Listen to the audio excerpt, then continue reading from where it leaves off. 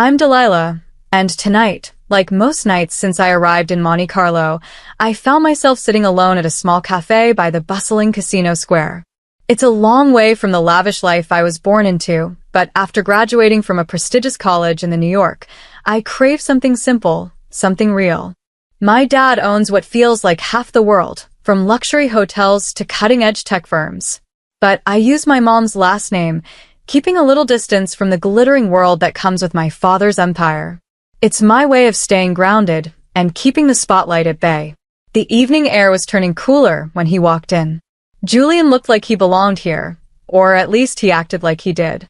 He moved with the kind of confidence that only comes from wearing a suit that probably cost more than my monthly rent. Without asking, he pulled out the chair across from me and sat down. "Mind if I join you?"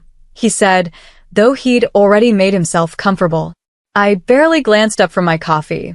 "Looks like you're already sitting," I replied coolly. He laughed, a smooth sound that seemed rehearsed. "I'm Julian. And you are?" "Delilah," I said, giving him a brief look. He wasn't my usual type, too polished, too perfect, but I had to admit, he was good-looking. "So, Delilah," he continued, "what brings someone like you to a place like this all alone?" His tone was teasing, and I couldn't decide whether I was irritated or entertained. "Just enjoying my coffee," I said vaguely, not wanting to get into specifics. "And you?" I asked, turning the question back on him. He shrugged. "I could say business, but I'd be lying. Tonight, let's just say I'm here looking for something interesting. Looks like I might have found it." His eyes held mine, steady and confident. I raised an eyebrow. "Hope the coffee lives up to your expectations then."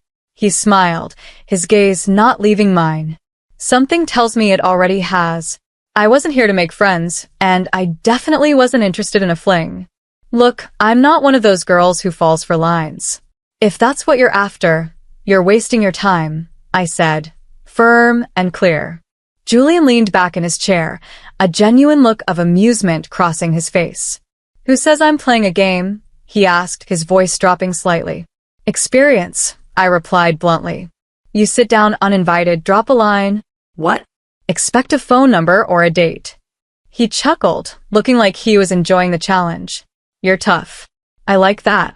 I'm not looking for a number, just a conversation. But if it's too much, just say the word, and I'll disappear." I paused, considering him for a moment. Monte Carlo was beautiful, but it could be lonely too. Maybe a little chat wouldn't hurt. "Conversation's fine," I said, "but keep it light." We talked for a while. To my surprise, it was easy. Julian didn't try to impress me with stories of wealth or connections, which was rare. There was something about him that suggested he was used to the finer things in life, but they didn't define him. As the evening wore on, I realized I was actually enjoying the conversation. Eventually, the night began to wind down, and it was time to go. "Well, Julian," I said as I stood up, "this was unexpectedly pleasant." He grinned, clearly enjoying my surprise. "Surprised yourself, huh?" "Maybe just a little," I admitted. "Good night, Delilah," he said with a nod.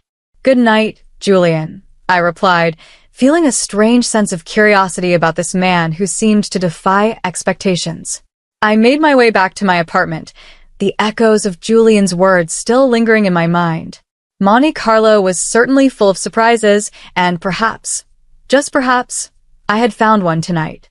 After meeting Julian, the nights here no longer felt as solitary. He had this way of showing up wherever I was. Whether I was wandering through the local markets during the day or dining alone in the evening, Julian was always there. His persistence wasn't annoying. Surprisingly, it was quite the opposite. It was as if he genuinely wanted to be around me without being overbearing. One evening, as I watched the sun sink below the horizon, a soft breeze in the air, Julian appeared again. He walked over with 3 coffees in hand and sat down next to me without saying a word. I raised an eyebrow playfully, assuming he knew I'd want one. "If I'm wrong, I'll drink both," he said, handing me a cup. I smiled. "Good guess," I replied, taking the coffee from him. We sat together in comfortable silence, the sound of the waves crashing in the distance. After a while, Julian finally broke the quiet. You never told me what you do back in the States, he asked. I shrugged. I didn't think it mattered. Right now, I'm just enjoying not working, I replied. He chuckled. Fair enough. But I think everyone has a story, don't you? In the days that followed, we fell into a comfortable rhythm. Julian showed me parts of Monte Carlo I hadn't seen yet, and we talked about everything and nothing. Movies, books, our favorite foods. He loved to argue about the best James Bond actor, always defending Julian Craig, while I was a firm believer in the classics, Sean Connery all the way. One afternoon, as we walked along the beach, Julian suddenly stopped, his expression serious in a way I hadn't seen before. Delilah, he said, his tone more earnest than usual. I know I'm just some guy you met at a cafe, but these past weeks have been, I don't know, different, better. Because of you? I stopped too, unsure of how to respond. Feelings were the last thing I planned on dealing with here. Julian, I said slowly, I like hanging out with you. I really do. But this is just a break for me. I'm not looking for complications. He nodded, taking a deep breath, his expression softening. I get it. No pressure. Just know I'm here, okay? And I think you're pretty amazing. Days turned into weeks, and my time in Monte Carlo was coming to an end. Julian and I spent more and more time together, and what started as casual strolls and conversations turned into late-night dinners and early morning breakfasts. It was the last thing I expected, falling for someone under the Mediterranean stars. Then one evening, just as the night was falling, Julian dropped a bombshell. Come back with me, Delilah, he said, his voice full of hope. Work at my company in the States. I know it's sudden, but I don't know. I just think it could be great. The idea was crazy, completely insane. And yet, a part of me couldn't help but feel tempted. Tempted by the adventure, by the idea of taking this, whatever this was, and seeing where it could lead. Moving back to the States would be like stepping into an alternate universe. Julian's offer wasn't just a job, it was an invitation into his life. Suddenly, I imagined myself living in an ordinary apartment in a quiet town, playing the role of an ordinary girl who had somehow gotten lucky. But my father had other ideas about what was ordinary. He showed up unannounced one afternoon, just as everything seemed to be shifting. I was unpacking my last box when the deep sound of my dad's laughter echoed through the room. He stood in the doorway, a giant in the frame, his presence filling the space like he always did. Well, Delilah, hiding out in plain sight, huh? He chuckled, wrapping me in a hug so tight it almost knocked the air out of me. So, tell me about this decision. This guy must be something special for you to pick up and move like this. His tone was light, but I knew better. He was doing his fatherly duty, trying to figure out if there was any trouble hiding beneath the surface. I sat down on the couch and sighed, letting the weight of the moment sink in. His name's Julian. And he's different, Dad. He doesn't know about all of this. I waved my hand vaguely, motioning to the opulence of the apartment, the wealth, the lifestyle, and all the hidden strings that came with it. Dad sat beside me, his expression turning serious. Delilah, you know you can't keep that a secret forever.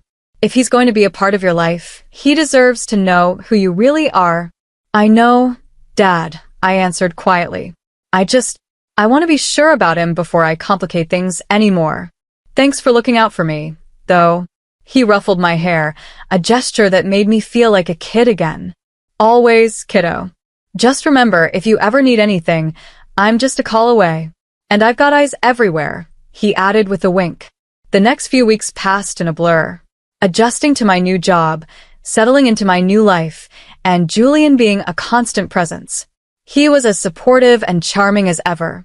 But there was an intensity about him now, a sharpness that came with the weight of the responsibilities he carried. One evening, during a quiet dinner at my place, Julian brought up something I had been dreading, the topic I hadn't been ready to face. Delilah, when do you think I'll get to meet your parents? He asked, his voice gentle but insistent. I feel like I'm missing a big part of your life. I paused, the words hanging in the air. I didn't know how to explain the truth, the whole messy reality. Well, I started slowly. My mom passed away a long time ago, and my dad, well, he's just a regular trucker. We're not exactly on speaking terms right now. Julian frowned, a hint of concern crossing his face. I'm sorry to hear that. But whenever you're ready, I'd like to meet him. Family is important. I nodded, grateful for his understanding, even if I wasn't sure how I would ever bridge the gap between Julian and my father. My dad's world was one I wasn't ready to introduce to him. Not yet. As time passed, life with Julian moved at a pace I hadn't expected. We were blending our lives together seamlessly. My new job at his company was going well, and our relationship seemed to be growing deeper with each passing day. It felt like we were gearing up for something big, but I didn't realize just how big until that moment actually arrived. It was a regular evening at his apartment, cozy, upscale, with a view of the city skyline. We had just finished dinner, nothing fancy, just some takeout, since neither of us felt like cooking. We were sitting on the couch, a documentary about ocean life playing softly in the background. The kind of show you watch but don't really pay attention to. Suddenly, Julian turned toward me, his expression far too serious for the moment. He took my hand, and in that instant, my heart started to race. Delilah, he began, his voice steady but laced with something I couldn't quite place. I've been thinking a lot about us. About everything we've been through, and everything I want for us in the future. I nodded, my mouth dry as I waited for him to continue. I love you, Delilah, he said, his words sincere and filled with emotion. I love everything about you, and I don't want to imagine my life without you. He paused, and I could see the nervousness in his eyes. It was a vulnerability I hadn't expected, but it made me feel a little less afraid. I want to be with you, always. Will you marry me? Just like that, without a ring or a grand gesture. It was simple, genuine, and unmistakably Julian. The word yes came rushing out of me, almost in a sigh of relief. Yes. Yes, I will. Julian's grin, wide and infectious, spread across his face, and he pulled me into a tight hug. The rest of the evening passed in a whirlwind of excitement and future plans, talking about what we wanted and where we saw ourselves. It was thrilling and a little daunting, but it felt so right. The next hurdle came when I had to tell my dad. I expected him to be happy, but his reaction wasn't what I'd hoped for. It was lukewarm, almost cautious. Delilah, you know I want nothing but your happiness, he said, his voice heavy with concern. But are you sure about this? It's all happening so fast. I'm sure, Dad. He's a great guy. You'll see. I tried to sound more confident than I felt. He sighed, his eyes searching mine. All right, but promise me one thing. I had to sign a prenuptial agreement, just to be safe. The word prenuptial didn't intimidate me. It was simply part of the modern marriage package. Especially when you're marrying someone who has as much to lose as I did, even if Julian didn't fully understand the extent of it. Of course, Dad. We'll handle it, I reassured him. That's good, he replied. Then he added, and Delilah, I won't be at the wedding. I don't want to spoil your story about being a simple girl. The next moment was when I met Julian's mother. Her reception was cold from the very beginning.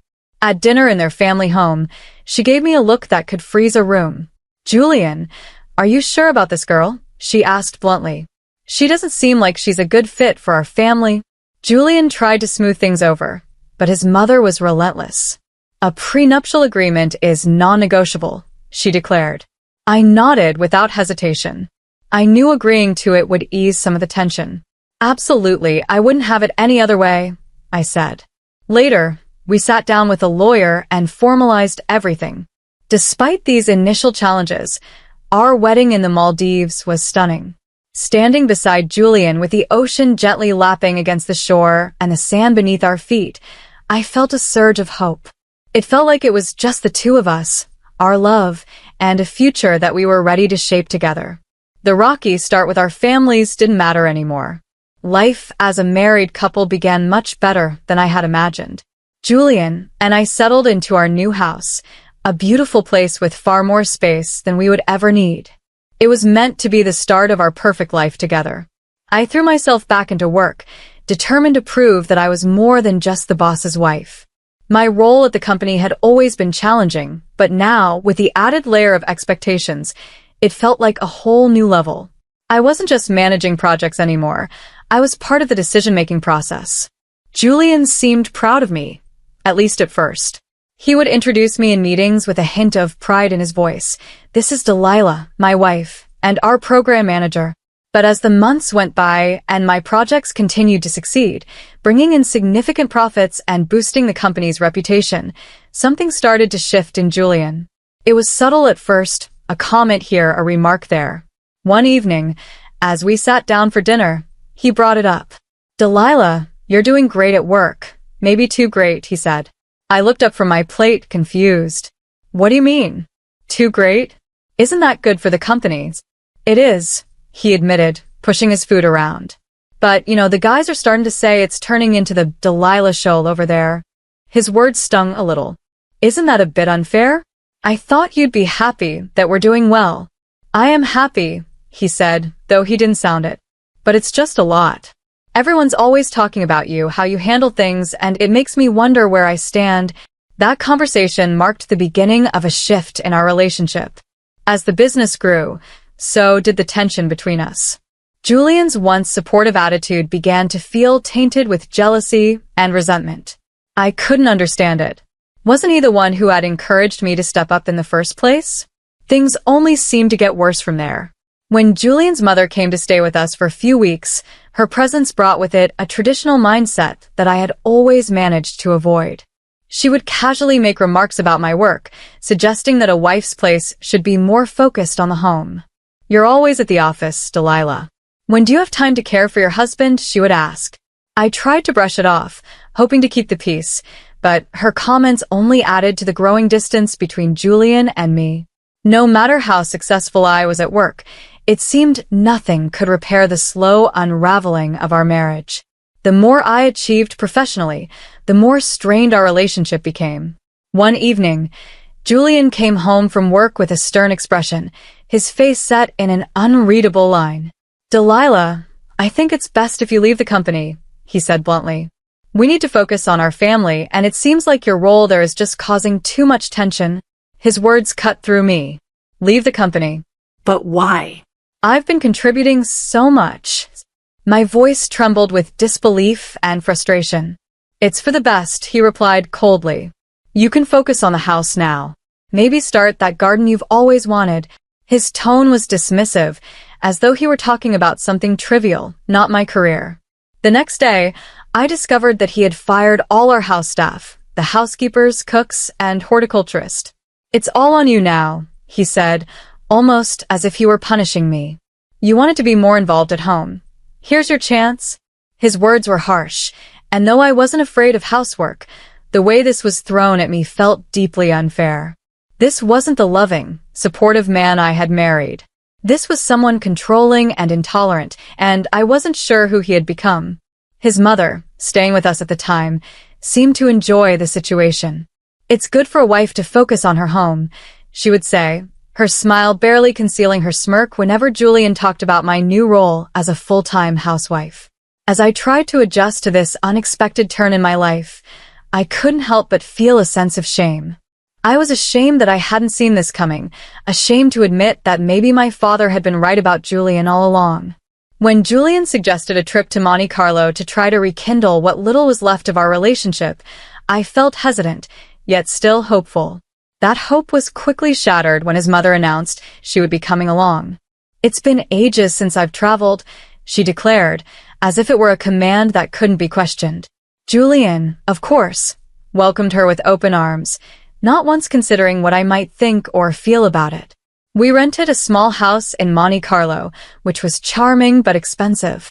What was meant to be a retreat quickly turned into a prison.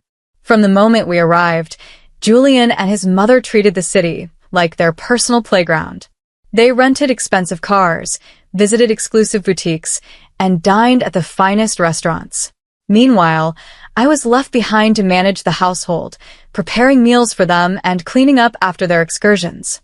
They demanded home-cooked meals, turning me into nothing more than a servant in a holiday home.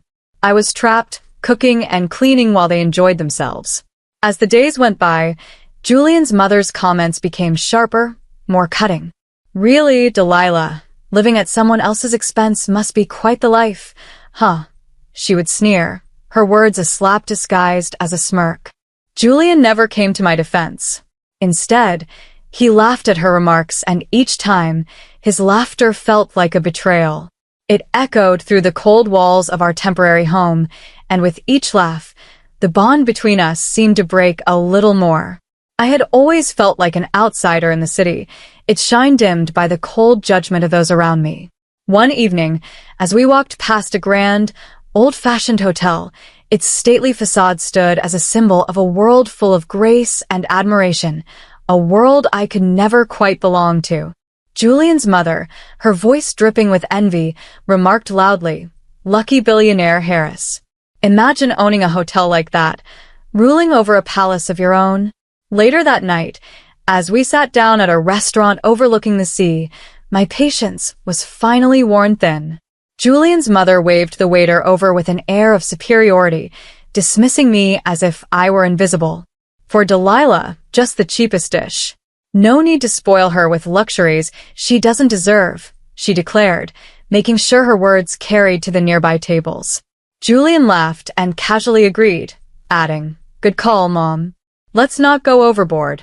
Humiliation hit me like the waves crashing against the rocks below.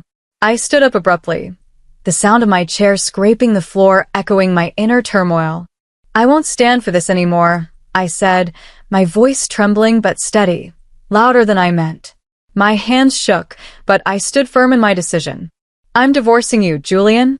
The cold air of Monte Carlo couldn't compare to the chill of betrayal I felt as I walked away from the restaurant.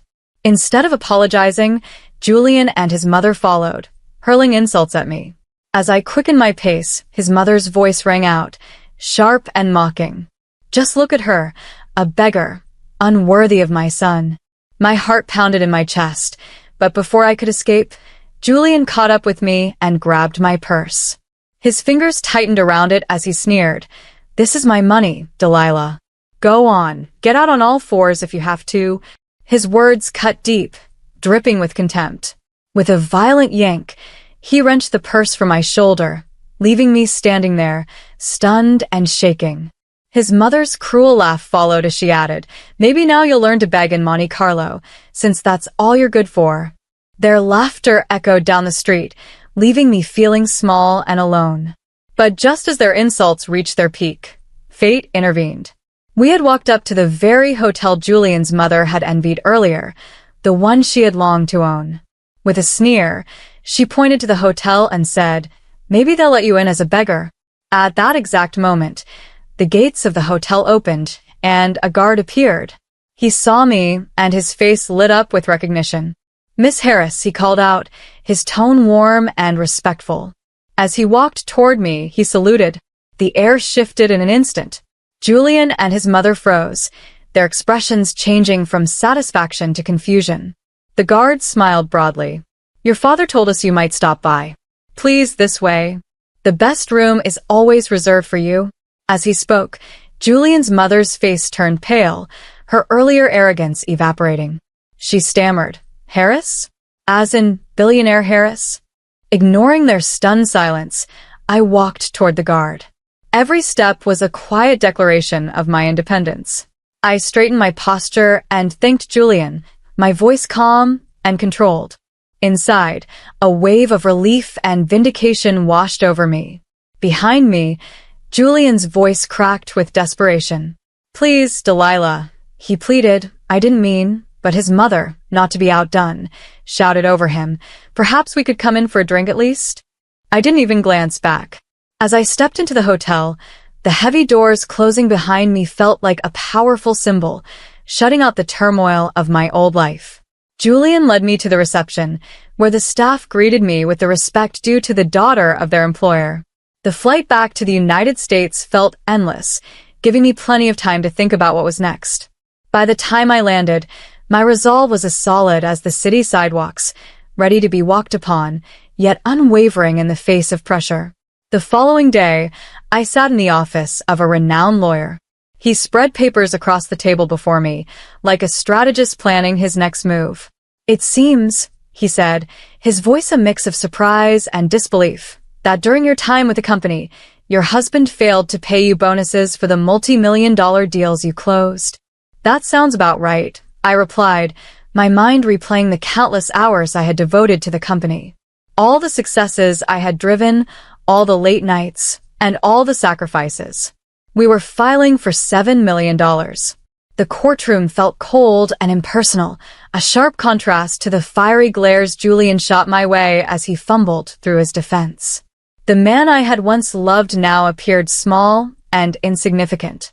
When the verdict was read, a resounding victory in my favor, awarding me $7 million, Julian's face crumpled with defeat. Outside the courthouse, he tried one last time to plead his case. "Delilah, everyone's laughing at me," he said, his voice weak. "I messed up. Can we start over?" His words could have pulled at my heartstrings once, but not anymore. The woman I had become was no longer moved by his empty promises. "You only missed the money, Julian," I said, my voice sharp, cutting through the cool air. "Maybe you should listen less to your mother next time." Without waiting for a response, I turned and walked away, the sound of my heels echoing against the pavement. That was the final chapter. Back home, I faced my father. The silence between us was heavy, filled with words left unsaid. Finally, I broke the quiet. "Dad, I should have listened to you." He wrapped me in a warm embrace, his words full of understanding. "You had to learn on your own. Now you know, and knowing is half the battle." We talked late into the night, about life, mistakes, and new beginnings. His advice became a guiding light as I worked through my thoughts about the future. Inspired by our conversation, I began laying the groundwork for my next venture. The skills I had honed at Julian's company, combined with the significant settlement I had received, gave me the resources to start something meaningful. Something that was mine. Weeks turned into months as I built my business from the ground up. The journey was full of challenges, but each setback taught me something valuable, and each success confirmed that I was on the right path. Sitting in my new office, looking out at the busy streets below, I realized just how far I had come. I had gone from being a disillusioned wife in a loveless marriage to a confident business owner. The road had been difficult, but every obstacle had only made me stronger.